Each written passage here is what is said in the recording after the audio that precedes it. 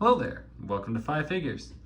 Today, looking at kind of a wide assortment here, a broad assortment, I should say. And I'm going to start off with the lady down in front. This is a Marvel Legends ghost figure from one of the Ant-Man movies. I'm honestly going to tell you, I do not know which one. I don't really care. Not a big fan of the Ant-Man movies. The first one was okay. I don't remember this character at all from any of them that I've seen. I can barely remember the ones I have seen. But anyway, it was a clearance figure. I picked it up. It was a 2-pack figure.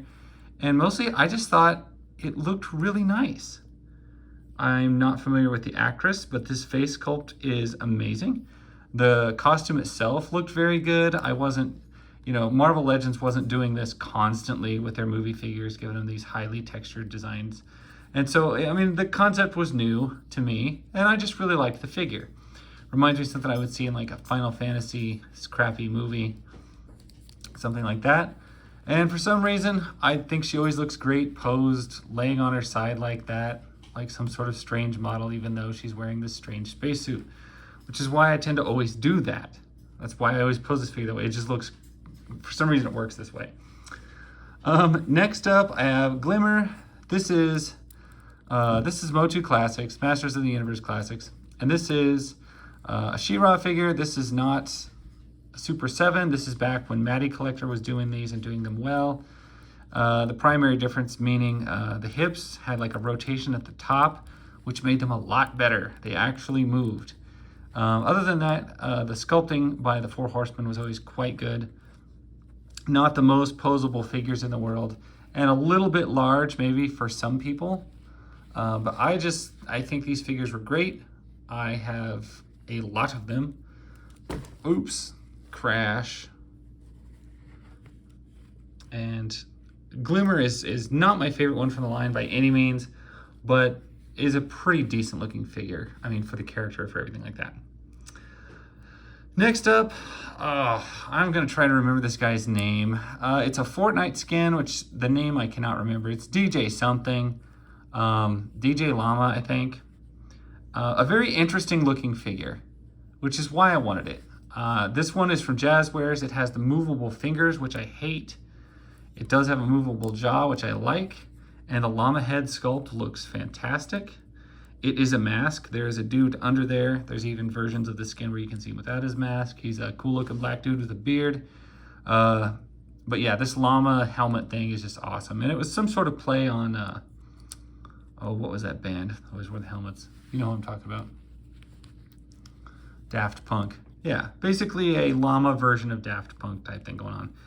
And just a very fun figure. I love the shoes on this thing. So I love Jazzwares Fortnite stuff.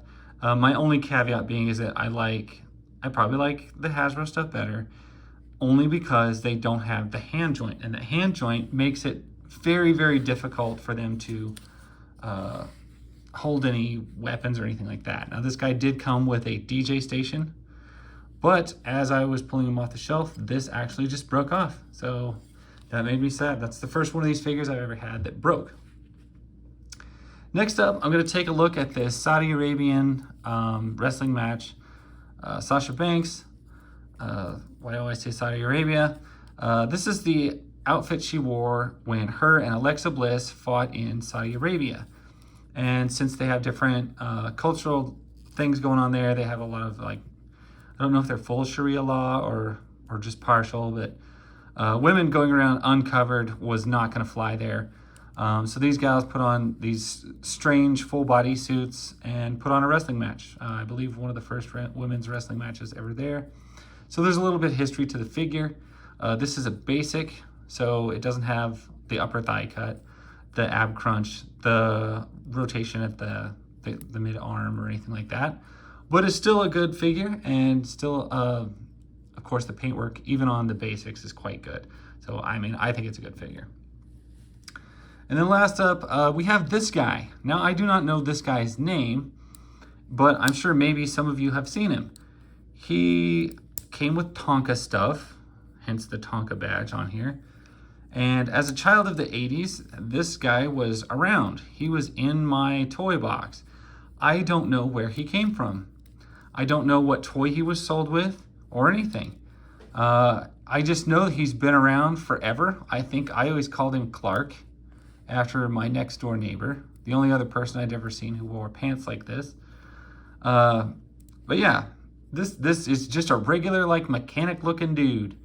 And he's a 5 POA, but his neck has this long old neck with a ball joint that goes clear into his chest cavity. So it's a very weird design on the head. And he always kind of looked like Fred Jones to me from Scooby-Doo. But just a basic figure. You can tell his hands are just basically poised to drive, and that's it. If I can find a date on here, I will read it. It just says made in Hong Kong. Tonka, what does that say? Tonka Toys. I don't see a date. But I think it's safe to say late 70s, early 80s, because I was in 81, and yeah, I had this thing early in the 80s, so I don't know when he's from. I just wanted to bring him in, because I was like, you know, you've been part of the collection for years. And I just think we should bring you in, Clark, and kind of show you off and put you in one of the videos. Thanks for showing up. Anyway, that's 5 figures. They are pretty random this time. I just kind of went through a random draw, just looking for stuff that was speaking to me today that just I wanted to share, and that's it. So that's my story. That's my 5 figures. Thank you guys for watching, and I will catch you guys later. Bye.